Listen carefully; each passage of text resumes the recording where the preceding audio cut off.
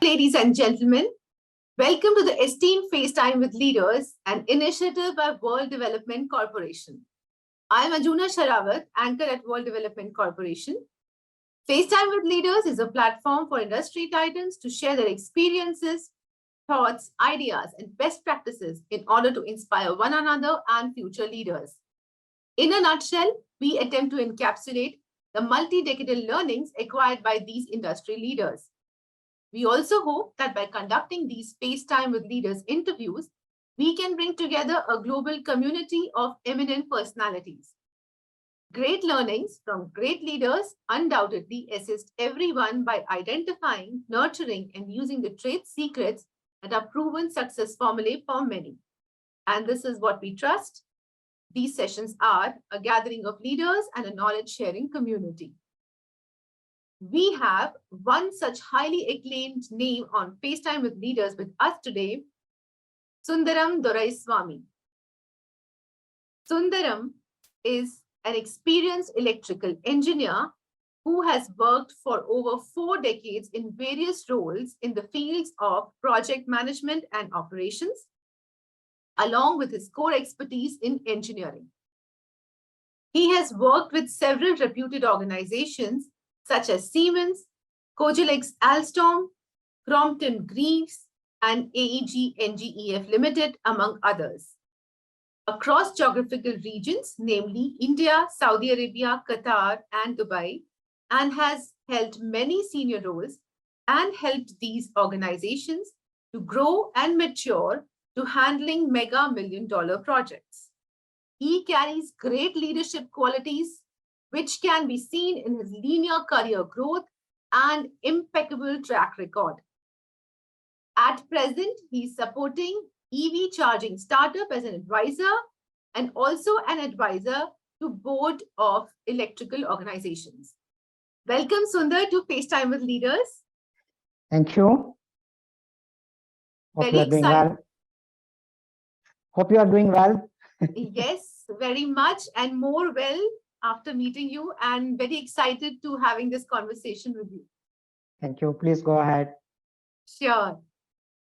So to begin with, could you please let our viewers know about your journey to becoming project director at Siemens LLC?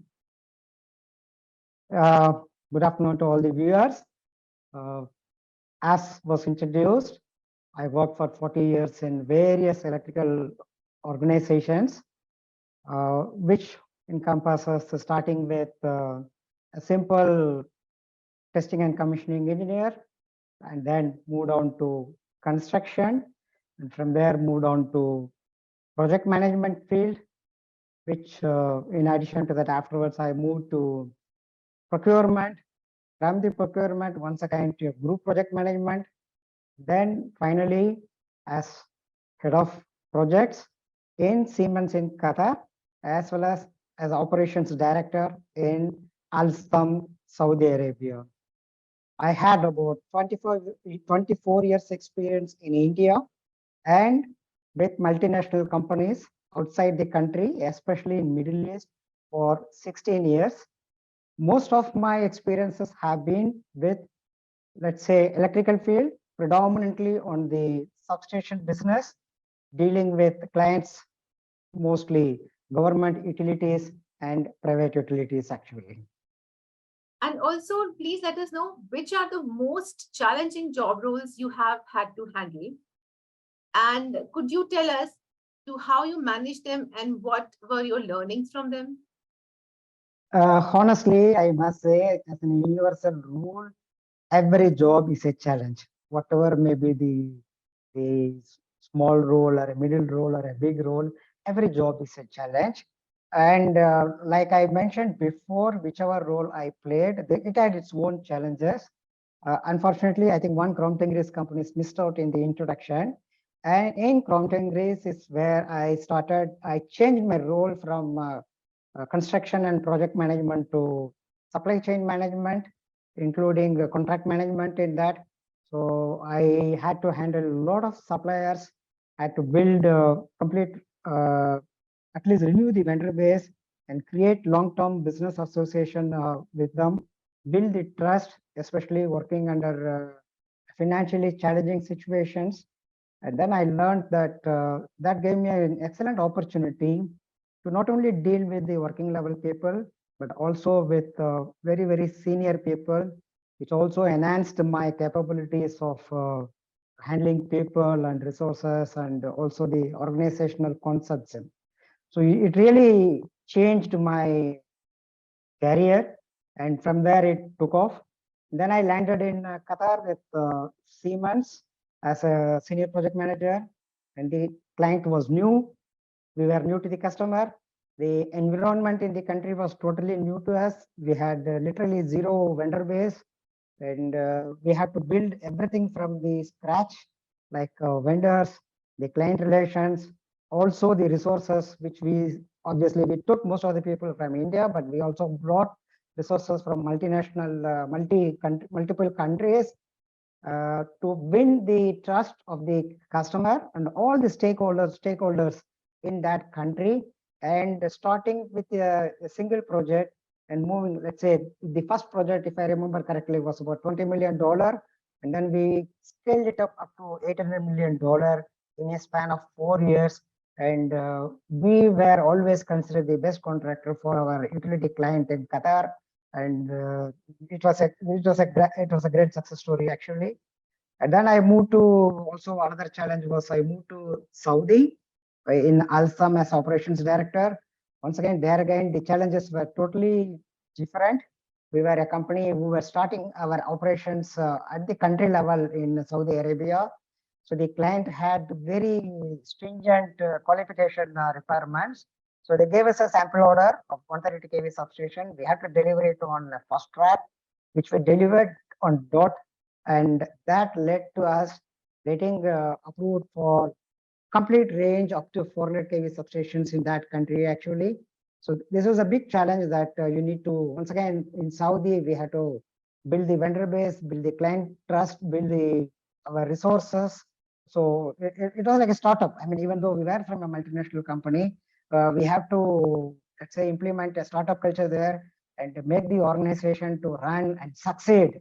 And I think within a period of 4 or 5 years, an operation which started with a 30 million dirham project, it went up to 300 million dirham project, precisely almost 10 times the first project what we had. So that's how we worked there. Then I came back to Siemens Qatar again. And so we were handling a 120 million project there, $1 million project there. We scaled it up once again up to $820 million project, single mega project actually. So the challenges were to meet new clients, develop resources, develop the supply chain, and deliver the projects on time, manage the financials, manage the interfunctional roles. Those are huge challenges actually.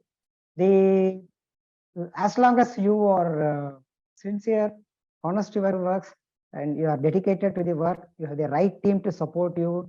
Obviously, whatever I mentioned here, it's not just only my success. This success is because of contributions from me, from my peers, from my colleagues, from my senior management, from the board, from both every organization I have worked, and from the support from the clients and consultants. So it is never a one-man accomplishment. It's always a teamwork.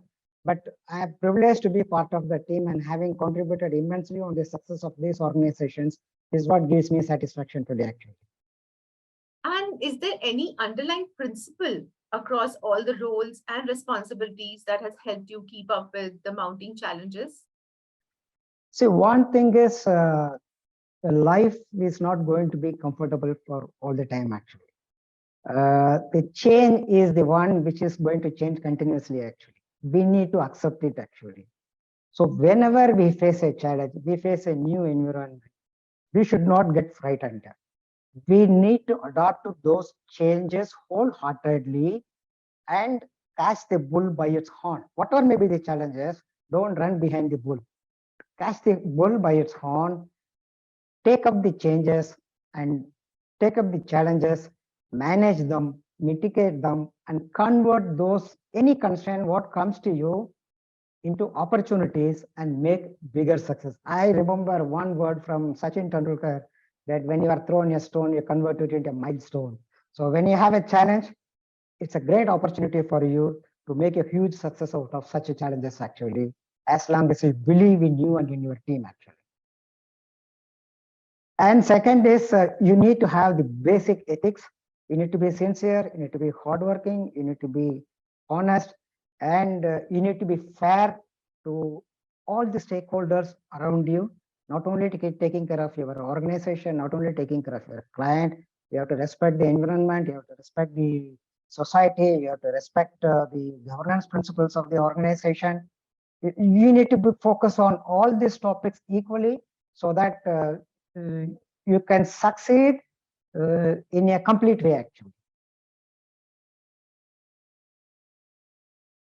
Again, very valuable learnings you have shared with us. Yes. It's so important not to get threatened and not to get disheartened with the changes, and the changes keep coming up every second moment. And we just have to embrace them and move Exactly. accordingly, shape Exactly. accordingly, act accordingly. Yeah. Yes. Thank you so much for reminding this. Thank you. And now we would like to know, when was it that you first got exposure to ESG? Let me say ESG, since I was in construction, you always have, let's say, a great focus on the environmental topics and health and safety topics. Okay. You need to take care of the hazardous equipments and materials at site. You need to take care of the dangerous goods at site. You need to take care of the health and safety of your workers. Both maybe blue collar as well as the white collar staff. Everybody has to follow the rules very strictly actually, because you don't get a second chance in your life if you make a mistake and which leads to a fatal accident, or you lose some of your limbs or something, which is not a good thing. So the basic, let's say, inclination towards the environment and the health comes from working in a construction. And I'm glad to inform that our team with great challenges have always ensured that we were very successful in our care for the environment as well as for the safety. We had records of 20 million man hours without any incident and all, lost time incident and all, which was really appreciated by the client. This is also one of the reasons where client always preferred us, because we had a focus on the health and safety of the workers and all. So they even gave us certain jobs only on this basis actually. Now the whole international community is moving towards the broader perspective of a bigger umbrella of ESG in a more structured way. Happy to note that India also from 2022 have implemented many guidelines, and they mandated certain minimum requirements for the top 2000 market cap companies in the country.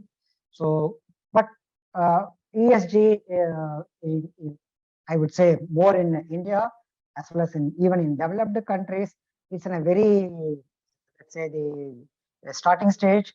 It has to still go a long distance.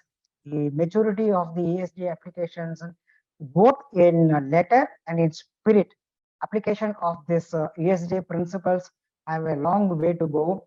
And the industry leaders and the senior management as well as the middle management, up to the top to bottom or bottom to top, every individual has to contribute from their side to see to it that our country can mature very quickly. Even if it mature in 10 years, that will be a great achievement actually in the sphere of ESG, which is definitely good for every stakeholder involved in this aspect actually. Yes, so true. Yes, now from ESG to technology, which is so integral. Yeah. So how would you say technology, how dependent is your field? How technology dependent is your field? There are more experts to comment on this topic, but from whatever little I understood, yes, as I explained before, change is a one which is not going to stop actually. We all have to adapt to changes. I always remember, or I always told that there were great companies like Nokia and Kotak cameras, photos and all. Since they did not adapt, they are literally extinct now. Actually, they become bankrupt and they stop their products and things like that. So we need to change. We need to change with respect to the technologies which could be disruptive. Let's take artificial intelligence, let's take machine learning, let's take blockchain, let's take anything what's going to come up in future. And whether we like it or not, it's going to impact us in one way or the other. I think the latest news being that we heard unfortunate news that more than few lakhs of people lost their jobs in United States of America because some of their jobs, what they were doing in a software, now can be handled by artificial intelligence and things like that. So we cannot stop adapting to these huge technological innovations which are coming up, and we need to keep ourselves ahead of these technologies. Even if we are not doing it ourselves, we must have a bird's eye view of what kind of technologies are emerging and protect our organizations from becoming obsolete in these upcoming technologies. We need to keep ourselves up and running and understanding these technologies, having the right kind of people to mitigating these challenges coming from these technologies and giving them the freedom and the guidance to mitigate these kind of problems is very, very important. We cannot ignore these emerging technologies by any chance. And now that you are an ESG certified corporate governance expert, what values do you offer the corporate world? I think ESG is one field where nobody can claim to be an expert, honestly, because the parameters, the requirements of ESG is still evolving actually, and there are pros and cons. Like the requirements of a developing country and a developed countries are totally different. So, always a balance between what is short term, what is medium term, what are long term goals have to be clearly defined and strategized so that the organization is not getting into some wrong directions without any achievement, but they can do progressive achievements starting from the low hanging fruits with short term gains and then easy to achieve goals, and redefining the strategy of not getting into harmful practices within the organizations against the ESG principles in a slow and steady way. These are the simple things. There is no rocket science in this, as I also understood on the ESG platform. But we need to do these simple things correctly, first time, and without any hesitation. And coming to the end of our conversation, some feedback from you. As you are aware, we are building FaceTime with Leaders community for cross-pollination of knowledge and a community of independent directors for having a better corporate governance in the country. What are your thoughts about these initiatives taken by the whole WDC team? Let's say I came through one of my friends. I got reference to Director Institute. I attended the webinar. On the same day, I joined the course.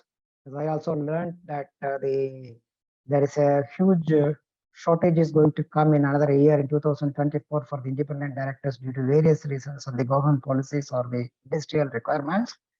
So having spent 40 years, I also felt that I should return something to the society by way of good governance principles and things like that.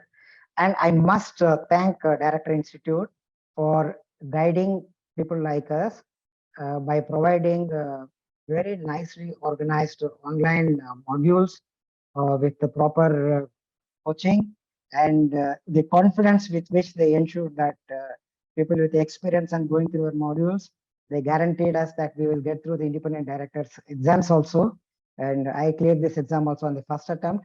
I must thank and congratulate the Director Institute for the efforts they are taking and the quality of the efforts what they are taking. I wish them all the best.